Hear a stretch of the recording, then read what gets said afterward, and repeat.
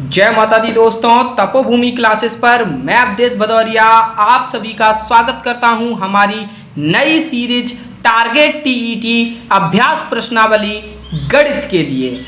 आप किसी भी टेट एग्जाम की तैयारी कर रहे हो, चाहे वो सीटेट हो, एमपीटेट हो, यूपीटेट हो, सुपरटेट हो, सारे टेट एग्जाम के दृष्टिकोण से हम ये लेक्चर सीरीज लेके आए हैं। इसके पहले हम आपको टेट एग्जाम के पर्पस से जो थ्योरी क्लास थी वो पहले ही कंप्लीट करा चुके हैं। 15 लेक्चर हैं, वो आप लोग सब देख चुके होंगे। नहीं भी देखे हैं तो नीचे डिस्क्रिप्शन में प्लेलिस्ट की लिंक दी है, वहां से देख लेना। अभी आपकी ये अभ्यास प्रश्नावली शुरू हो गई है और आज इस प्रश्नावली का ये चौथा लेक्चर है।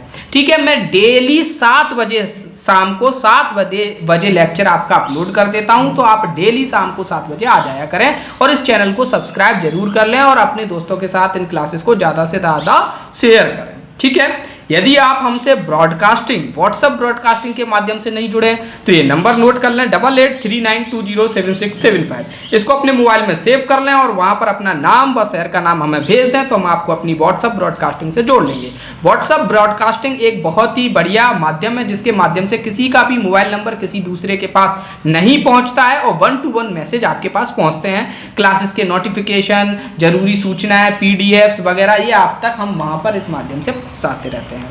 आज का जो लेक्चर है, हर लेक्चर में हम एक नया कंसेप्ट देख रहे हैं और इस लेक्चर का हमारा कॉन्सेप्ट है करड़ी वाला सवाल। करड़ी वाले सवाल देखो, ऐसे करड़ी के भीतर करड़ी, करड़ी के भीतर करड़ी, कहीं प्लस लगा है, किसी सवाल में माइनस लगा है, किसी सवाल में भाग लगा है, साथ ही साथ घात पे घात, घात पे घात, घात पे घात, घात पे घात, घात पे घात और बोर्ड मास के भी 2 क्वेश्चन हम करने वाले हैं। ठीक है, तो आज हम सरलीकरण को देखने वाले हैं। ऐसे सवाल जो दूर से देखने में कठिन लगते हैं लेकिन होते बड़े ही सरल हैं। जैसे कि ये पहला प्रश्न आपके सामने है। ठीक है, इस प्रश्न में देखिए क्या दिया गया है। पहला प्रश्न है, इस प्रश्न में दिया गया है कि 248 under root plus under root 52 plus under root 144। ऐसे सवाल जिसमें करड़ी के अंदर करड़ी, उसके अंदर करड़ी दी रहती है, सबसे पहले हम आखिरी करड़ी को सॉल्व करते हैं, जो सबसे आखिरी में। ये सबसे ऊपर नहीं, सबसे भीतर है, या फिर सबसे आखिरी कह दो या सबसे भीतर कह दो। और ये हमेशा एक पूर्ण वर्ग संख्या ही मिलेगी आपको, क्योंकि अगर ये पूर्ण वर्ग नहीं होगी तो सवाल आगे बढ़ेगा ही नहीं, वहीं का वहीं टिका रह जाएगा, वहीं का वहीं छूट जाएगा। जहां पर भी पूर्ण वर्ग नहीं मिलेगा सवाल वहीं छूट जाएगा। अभी मैं उदाहरण आपको बताऊंगा थोड़ी देर में। जैसे चलो, ये अंडर रूट 144 था, तो अंडर रूट 144 किसका वर्गमूल होता है? 12 का वर्गमूल होता है। तो इसको खाली सॉल्व करेंगे सबसे पहले, तो यहाँ कितना आ जाएगा? 12 आ जाएगा। तो हमारा जो पहला स्टेप होगा वो क्या होगा? ये प्लस 52 और हमने 144 को सॉल्व किया तो आ जाएगा कितना? प्लस 12। चूंकि वैसे तो प्लस माइनस दोनों आना चाहिए, अंडर रूट 144 बराबर प्लस माइनस 12, लेकिन ये आपका यूपीटेट का एग्जाम है, इसमें ज़्यादा प्लस माइनस नहीं दिखाएंगे। ये तो पिछले उसका दिख रहा है, तो प्लस ही लगाएंगे खाली। ठीक है, ज़्यादा ये कोई अपने AIEEE या IIT में तो आया नहीं है, JEE का तो है नहीं कि प्लस माइनस दोनों लिखें। प्लस 52 और 12 को जोड़ दो तो कितना हो जाएगा? 64। ठीक है, सवाल और भी सरल हो सकता है क्योंकि यहां पर फिर एक पूर्ण वर्ग संख्या आ गई। चलिए, 64 किसका पूर्ण वर्ग है? 8 का। ठीक है, तो हमारा कितना आ जाएगा? Under root 248 plus 8। यहां पर भी दोनों प्लस माइनस हो सकता था, लेकिन इस प्रकार की परीक्षाओं में कभी भी प्लस माइनस दोनों नहीं लेते, प्लस ही लेते। कोई थ्योरेटिकल सवाल आ जाए तो वहां पर हम दोनों ले सकते हैं। अब 248 में 8 को जोड़ दो तो कितना हो जाएगा? 256 अंडर रूट। तो 256 अंडर रूट कितना हो जाएगा हमारा? बताओ किसका वर्गमूल होता है? ये आपका 16 का वर्गमूल होता है। ठीक है, कि 14 का, 15 का 225, 16 का 256, तो ये हमारा 16 आंसर हो जाएगा। वर्गमूल तो आपको बिल्कुल याद होने चाहिए, मैं थोड़ा कभी कभी भूल जाता हूँ। चलिए, तो हमारा आंसर क्या हो जाएगा? C आंसर हो जाएगा। अब मैं आपको बताऊं, अगर मान के चलिए ये 144 की जगह 141 लिखा रहता तो 144 की जगह अगर 141 लिखा रहता तो सवाल हम यहीं पे छोड़ देते, हम कहते हैं बस अब आगे नहीं कर पाएंगे, क्योंकि ये 141 का ही वर्गमूल पूर्ण संख्या नहीं होती, तो हम कहाँ से जोड़ेंगे, कहाँ से क्या होगा, दशमलव में आएगा, फिर दशमलव दशमलव चलेगा, कठिन हो जाएगा, तो हम कहेंगे यही इतना ही सरल है। अगर मान के चलो यहाँ 52 की जगह 51 लिखा होता तो यहाँ पर ये 63 आ जाता, तो यहाँ पर ही सवाल खत्म हो जाता। लेकिन ऐसा बनाते नहीं है, सवाल ऐसा बनाते हैं तो परत दर परत सरल होता जाए और लास्ट में एक फाइनल आंसर आ जाए, तो हमेशा ऐसा ही सवाल बनाया जाता है। बढ़ते हैं नेक्स्ट क्वेश्चन की ओर। ये देखो यहाँ पर भी बिल्कुल उसी तरीके का सवाल है, जो परत दर परत आपका सॉल्व होता जाएगा। जैसे सबसे पीछे क्या लिखा है, सबसे अंदर अंडर रूट में लिखा है अंडर रूट 36, तो सबसे पहले इसको सॉल्व करेंगे हम, ठीक है। तो हम यहाँ पे इसका हल लिख लेते हैं, ठीक है। देखो under root 54 plus under root 91 plus under root 87, यहाँ आगे माइनस लगा है, तो 36 का अंडर रूट कितना होता है 6, तो यहाँ पे 6 ही लिखेंगे, ठीक है। अब देखो बिल्कुल उसी हिसाब से क्वेश्चन डिजाइन किया गया है कि परत दर परत हमेशा हमारा पूर्ण वर्ग संख्या बनती रहे। यहाँ देखो अब 87 में से 6 को घटाएंगे कितना आ जाएगा, 81 आ जाएगा, तो यहाँ पे लिख देंगे 54 प्लस अंडर रूट 91 प्लस 81 बटे हमारा कितना हो जाएगा इतना, तो ये 87 में से 6 गया 81, 81 किसका अंडर रूट है 9 का, तो यहाँ फिर क्या लिख देंगे 9, तो अगले स्टेप में 54 प्लस अंडर रूट 91 प्लस 9, ये कितना हो जाएगा आपका 91 प्लस 9 100 हो जाएगा, तो under root 54 plus under root 100। अब ये अंडर रूट जो 100 होता है वो किसका वर्गमूल होता है 10 का, किसका वर्ग होता है 10 का, तो इसकी जगह क्या आ जाएगा 10 आ जाएगा, तो अंडर रूट 54 प्लस 10 बराबर कितना हो जाएगा अंडर रूट 64। अंडर रूट 64 का मान क्या होता है 8, हमारा आंसर क्या हो जाएगा 8 हो जाएगा। ऐसे ही डिजाइन किया जाता है कि परत दर परत हमारा पूर्ण वर्ग बनता जाए, जो आखिरी स्टेप है वो हमेशा पूर्ण वर्ग बनता जाएगा। अगर ये पूर्ण वर्ग बनता जाएगा तो आगे के स्टेप तक वो सरल होता जाएगा। जैसे यहाँ पे ये 36 पूर्ण वर्ग था, फिर 81 पूर्ण वर्ग हो गया, फिर 100 पूर्ण वर्ग हो गया, फिर 64 पूर्ण वर्ग हो गया, यानी जो आखिरी स्टेप चलता गया वो हमारा पूर्ण वर्ग संख्या बनती जाती है। बढ़ते हैं हम तीसरे नंबर के प्रश्न पर। ये देखिए ये रहा हमारा तीसरा नंबर का प्रश्न। इसमें देखो भाग भी दिया गया है, थोड़ा सा भाग भी लिख के आ रहा है हमारा, ठीक है। चलिए तो वो भी हो जाएगा सॉल्व, कौन सी बड़ी बात है उसमें, ठीक है। आओ देखें, सबसे पहले ये देखो प्लस अंडर रूट 25 लिखा हुआ है, तो इसको सॉल्व करेंगे। सबसे भीतर का अंडर रूट है तो इसकी वैल्यू कितनी होगी 5 आ जाएगी, है कि नहीं। तो यहाँ पर हम देखेंगे 96 भागित under root 41 minus under root 20 plus 5,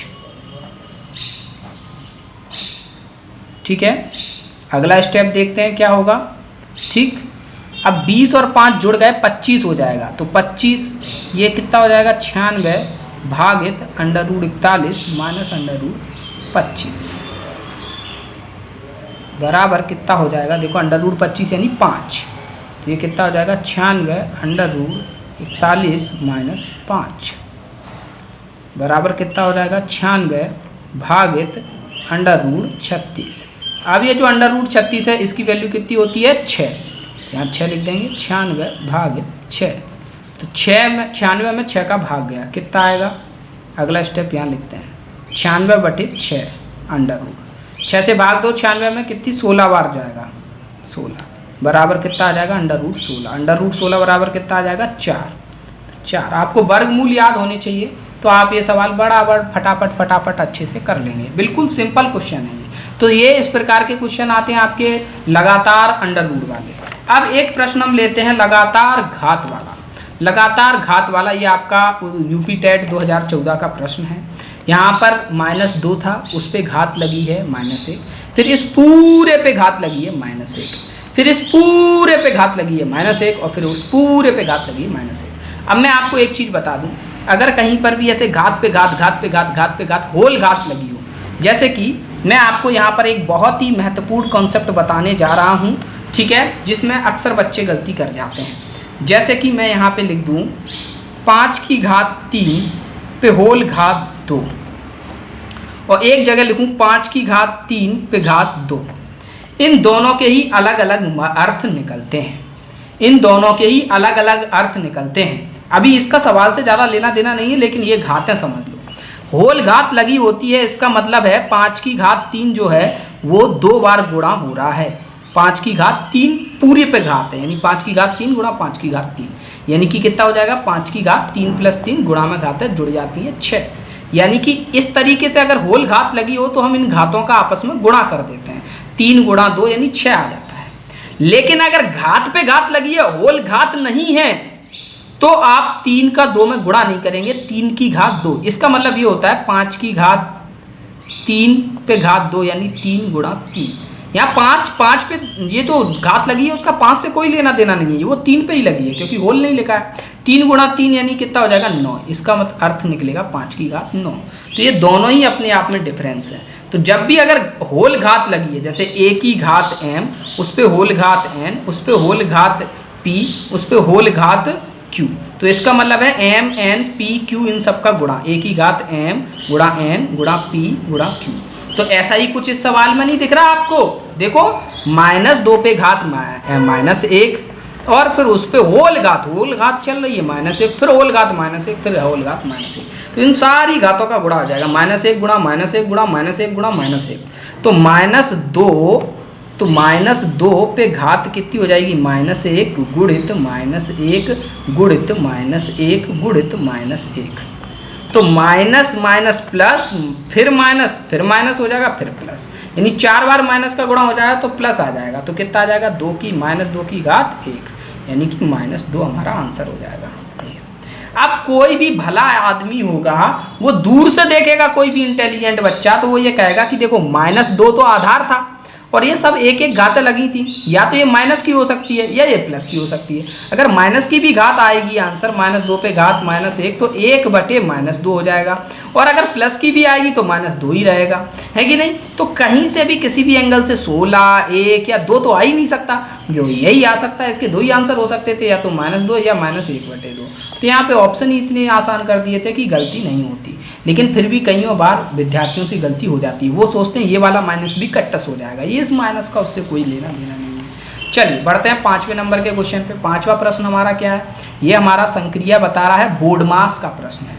और बोर्ड मास में आप जानते हो कि पहले BOD बोर्ड मास, ठीक है। बोर्ड मास रूल आप जानते हो, सबसे पहले ब्रैकेट को सॉल्व किया जाता है, फिर कहीं पर ऑफ यानी कि का लिखा हुआ है तो उसको सॉल्व करेंगे, फिर कहीं पे भाग लगा हुआ है तो उसको सॉल्व करेंगे, फिर कहीं पे गुणा लगा हुआ है तो उसको सॉल्व करेंगे, फिर घटाने को और फिर जोड़ को।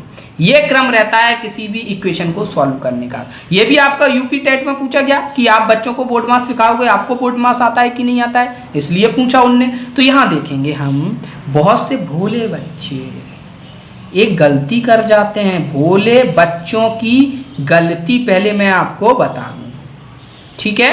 पहले भोले बच्चों की गलती होगी इस तरफ, फिर संयमी बच्चों का धैर्य, संयमी बच्चों का धैर्य, क्योंकि बहुत से लोग धैर्य नहीं रखते। भोले बच्चे नहीं, वो धैर्य भी नहीं रखते। वो सोचते हैं, उनको बीच में भाग अलग सा लगता है, उनको लगता है ये 2 भाई भाई और ये 2 आपस में भाई भाई। उनने तुरंत इन 2 को जोड़ा 16 और इन दोनों का तुरंत गुणा कर दिया 20 और बीच में भाग लगाया तो 16/20, वाह, और इसको आंसर लगा दिया उनने इतना नहीं देखा, अगर 16/20 आंसर होगा तो 4/5 भी आंसर होगा, तो डी भी होना चाहिए। तो या तो उनने बी लगा दिया, कुछ बच्चों ने 16/20 बिल्कुल भोले थे, और जो थोड़ा सा भोले थे, अपने आप को एडवांस समझते थे, उनने इसको काट दिया और 4/5 आंसर लगा दिया, डी आंसर भी लगा दिया। तो ऐसे भोले बच्चे भी हैं जो बी और डी आंसर लगा रहे हैं। अब आप संयमी बच्चों का धैर्य देखें।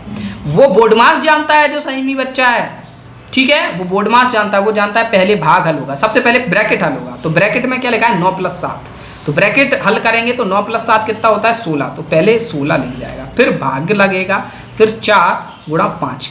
अब क्या हल होगा पहले बताओ, गुणा हल होगा या भाग हल होगा? भाग हल होगा, तो भाग देखो किसका किस में जा रहा है, 16 का भाग 4 में जा रहा है। तो पहले हल करेंगे 16/4 को हल करेंगे, पहले हम 16/4 लिखेंगे, गुणित यहाँ पे 5 लिख देंगे। आई बात समझ में? अब यहाँ से 4 का भाग देंगे, इसमें 4 बार जाएगा, तो 4 × 5 हमारा बचा, ये कितना होएगा हमारा 20 होएगा। तो हमारा आंसर क्या, सी आ जाएगा। आया सभी बच्चों को समझ में? क्या सारे भोले बच्चे अब संयमी धैर्यवान बच्चे हो गए क्या? ठीक है, चलिए बढ़ते हैं हम अगले क्वेश्चन पे, जो कि हमारा 6वें नंबर का क्वेश्चन है।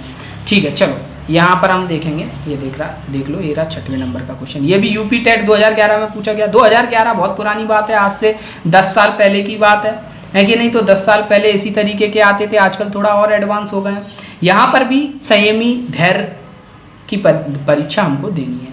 देखो क्या करेंगे, 44 - 6 + 43 × 2 - 87।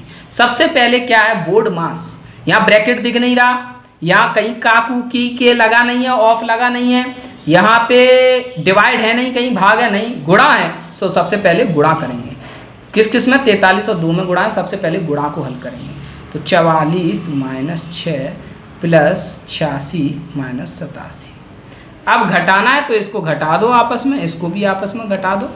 घटाना को सॉल्व करेंगे तो ये 34 में से ये जाएगा तो 38 आएगा। फिर यहाँ पे 86 में से 87 घटाएंगे, -1 बराबर 37। तो हमारा आंसर क्या हो जाएगा, 37 हमारा सही आंसर हो जाएगा।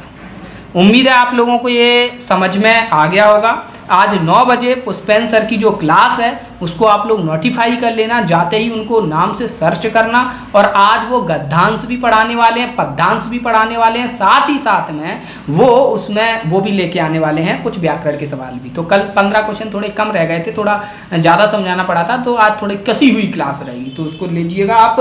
और ये भी ध्यान रखिएगा, अनटेस्ट पर टेस्ट सीरीज भी लीजिएगा, ठीक है। untest.in सर्च कीजिएगा और वहां पर आप फ्री टेस्ट हैं उनको भी दीजिएगा। पसंद आए तो आप सब्सक्रिप्शन लेके बाकी के टेस्ट भी दे सकते हैं। वहां पर आपको टीईटी का केवल ये नहीं मिलेगा कि सीटेट के ही पेपर मिल जाए या एमपीटेट के ही मिल जाए। CTET, MPTET, UPTET, Uttarakhand TET, Assam TET, फलाना टेट, ढिकाना टेट, केवीपी, पता नहीं क्या, यूजीसी नेट वगैरह सब कुछ के टेस्ट आपको वहाँ पे मिल जाएंगे एक ही सब्सक्रिप्शन में। एक ही सब्सक्रिप्शन में जितने भी टीचिंग से रिलेटेड टेस्ट होते हैं वो सब मिल जाएंगे। तो untest.in पे देख लीजिएगा।